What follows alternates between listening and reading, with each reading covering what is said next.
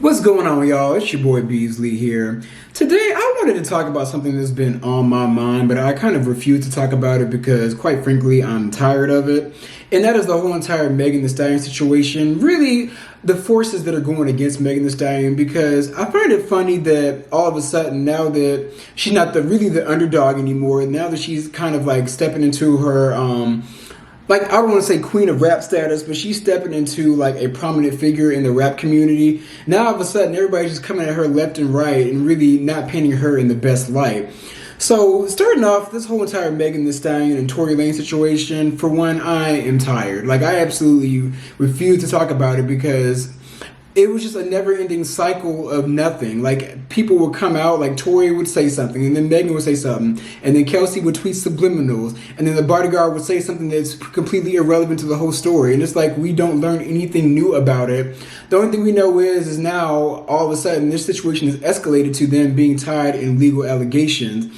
And it's kind of like sad because this whole entire situation did not have to escalate to where it is today. For one, I don't understand why nobody is on Megan's side with this. I don't understand why people don't believe that she got shot. Like, and on top of that, like, what would she have done to deserve to have been shot at? Like, did she just transform into an animorph and try to eat him alive? Like, help me understand why nobody believes Megan Thee Stallion. Like, it's absolutely crazy to me. And even though society doesn't cancel black men anymore, like, the only people that can cancel black men are the police these days. But I feel like Tory Lanez, even though his career isn't done, like, I'm mainly because a lot of people uphold toxic masculinity and they don't want to hold him accountable for literally shooting a whole woman. But I honestly feel like if he's not deported, like, something needs to happen. Like, this man needs to be stopped. But people are still out here supporting him, which is just surprising to me. And it's just crazy that, like, they came out with a story this week. It was in Megan Thee Stallion's GQ magazine interview that Tory tried to pay her and Kelsey off. And I do believe that. Like, that's probably why Kelsey hasn't said anything. And that's why she's been, like, mum's the word, because she took the money. Megan Thee Stallion, of course, didn't take the money. Like, you shot me. Like, why would, like, come on, bro. I just think it's absolutely just asinine the way people are taking this whole entire he said, she said, and picking sides, basically, when this girl got shot at the end of the day. But moving on to that, I want to talk about the Breakfast Club and the Hollywood Unlocked situation, and basically their issues that they have against Megan Thee Stallion. Starting off with Hollywood Unlocked, like, now granted, I'm not going to bash these shows or their platforms because I am an avid watcher for both. However, I did kind of stop watching The Breakfast Club because their comment section became an extension of the Shade Room comments, in my opinion, and I just couldn't put up with the BS, really. I'll catch their interviews when I see it. But with Hollywood Unlocked, mainly it's the beef that she has with Jason Lee. Like, it all boils down to the fact that Megan Thee Stallion did not want to come on his show. Like, that's really what it is. And then on top of that, before she really, like, got to the level that she's at today, there was, like, an alleged beef between Cardi B and Megan Thee Stallion. And it mainly stemmed from when Megan was on live with Nicki Minaj, and she shaded, like, she threw underhand shade saying, like, I'm going to go write some hits. And even though she said it wasn't towards Cardi B, like, Megan, girl, it was. Like, you were shading Cardi B. But Cardi B is allegedly, like, really good friends with Jason Lee, borderline best friends. I think he just throws his support behind her because Nicki Minaj dissed him. But it's the main fact that, like, she didn't want to be on your show. Then on top of that, you were dissing her, like, nonstop way before she even had the opportunity to get to the level she's at today. Like, when she really got big and blew up and became mainstream, he was steady dissing her left and right, basically telling her that she ain't shit, her music ain't shit, she ain't gonna go nowhere. Even last week, like, he was saying to her about the fact that she's not going to really reach the level of a Cardi B, Nicki Minaj, or Foxy Brown, like, or even a Lil' Kim, for a matter of fact. Like, she basically just saying that Megan ain't shit. So my thing is, why would she want to step on your platform when all you've done is dog this girl out left and right? You never even gave her a chance or even any positive words or affirmations to where she would even want to come on your platform and entertain you. Like, where they do that at? Like, you're going to insult me, but yet because I may need publicity, I'm going to come on your show and talk to you? That's not how this shit works.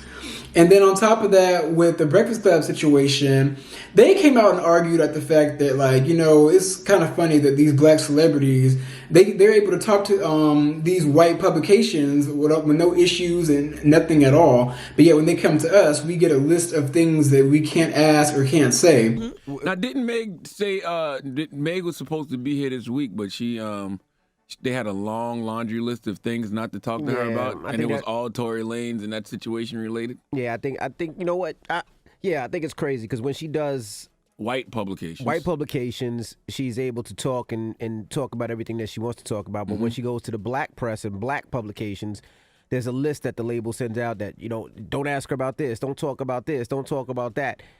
But we're the ones that support her and hold her down and play her music and talk about all the good things that she does and go through all that stuff. It's just weird when they do that. I would love to read the GQ magazine article because if you're going to name her a rapper of the year, you should be focusing on her rap, right?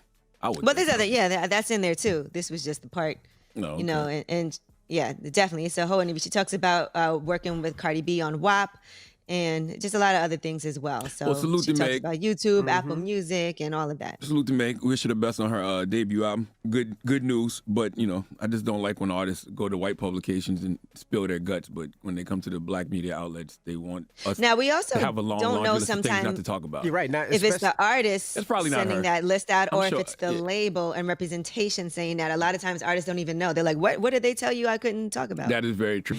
Now, I will say to the Breakfast Club and to Hollywood Unlock's defense, I understand where they're coming from in that aspect. Mainly because when these black celebrities really get on, like, they go to these white publications and the interview is just free game. Like, they ask and answer any question available.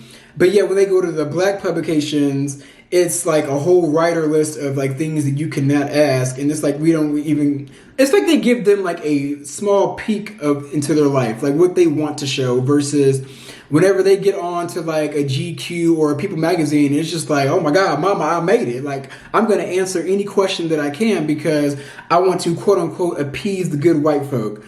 And that's kind of what Megan Thee Stallion did in that instance. Like, I can't even front the Breakfast Club for feeling that way. And I can't even front Jason Lee for feeling that way because it's very accurate. These black celebrities kind of turn their nose up to black publications, or the publicists that they work with kind of like shy them away from the black media. But at the same time, the Breakfast Club, y'all have never really been the safe space for black women and black female celebrities. Like, if anything, if it wasn't for like the top female rapper at the time that you guys co-signed, you guys kind of treat black women like shit when you guys interview them. Like, I'll never forget, for example, when they first made Lil Mama cry, or the time when Sierra was afraid to even show up and made sure not to show up because Charlamagne would have roasted her ass. Or like the time when Monique was on there and got into it with Charlamagne, and he completely, still, after hearing her piece, just belittled her entire argument and kind of made it feel like she was the problem, when all of a sudden, bam, fast forward to today, Monique is actually in the process of winning a lawsuit against Netflix. Kudos to her. Basically, like, I don't want to say Charlamagne is the problem, but like DJ Polar Bear and Angela Yee also kind of share a little bit of that problem as well, because they don't really take the time to elevate their thinking, especially when they have guests educate them. Like, for example, when they had Jana Mock on there, like a transgender woman who, in my opinion, looks like a full-fledged woman to me. No offense to the transgender community. But she came on there and educated them about like the struggle she faced as a transgender woman. But yet the next week they invite, I believe it was Lil Duval on there, and he came out and said, like, basically like if a quote-unquote transgender woman tricked him, that he would kill her. And I'm just like, at this point, I'm off topic, but the men that seek out transgender women, you know they're transgender. You just want the best of both worlds. Like, just own up to who you are and stop trying to kill these women because you're not comfortable with your sexuality.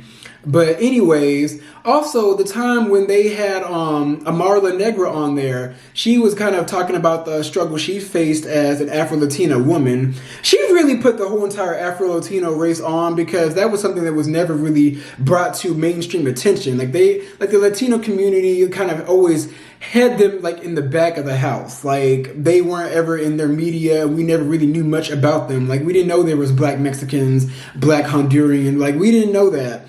and she kind of talked about the struggle she faced of not being accepted by the Hispanic community, but also not being accepted by the Black community. And DJ Polar Bear and Charlemagne really just sat there and said, like, "Whoa, are you sure that you aren't the problem? Like, are you sure that like this is not all in your head?" And she sat there kind of like dumbfounded, damn near probably almost wanted to cry. And she was like really defending herself like, no, like I'm not accepted by these communities. Like I'm like the black sheep of the Latino community and the black sheep of the Black community because they don't accept the fact that I am an Afro-Latina woman. Like I'm a Black person that speaks Spanish and is Hispanic. And they just sat there and they didn't even like accept anything that she was saying, and they just like wrote her off. Like it was like nothing. So, with that being said, like the Breakfast Club, y'all need to do better with elevating y'all's level of thinking. It's like you guys get the education, but you choose to stay the same. Like you choose to stay willfully ignorant. And don't even get me started in that comment section. It is just it is like the mecca of the hoteps and just toxic masculinity and just homophobia. Just everything negative about the Black community is in their comment section.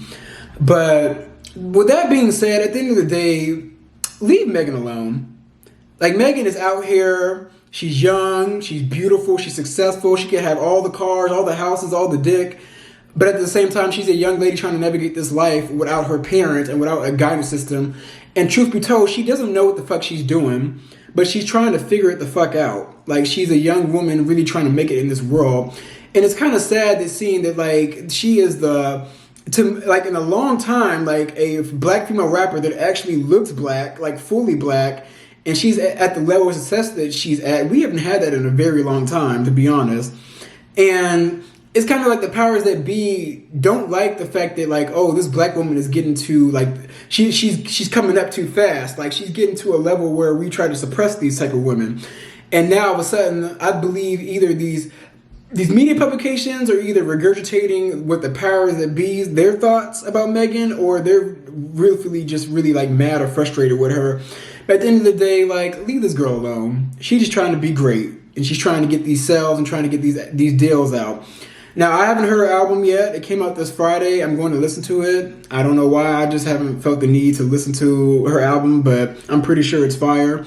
But I just wished her the best. Like, she really turned a terrible year into treasure, and she's going to keep on thriving throughout here. Like, even a whole pandemic couldn't stop the train. You can't stop talent when it's genuinely there. Like, you can't stop genuineness. She's a genuine woman with genuine talent, living in the midst of a genuine career. But those are my views on the whole situation. I really hope this Tory Lanez situation is finally rectified. Like, I'm so tired of hearing about it. I know y'all are too. Let me know what you guys think about this video. Give me your opinions and your feedback. Be sure to like, comment, and subscribe. And I'm going to come at you guys with some more content. So take care.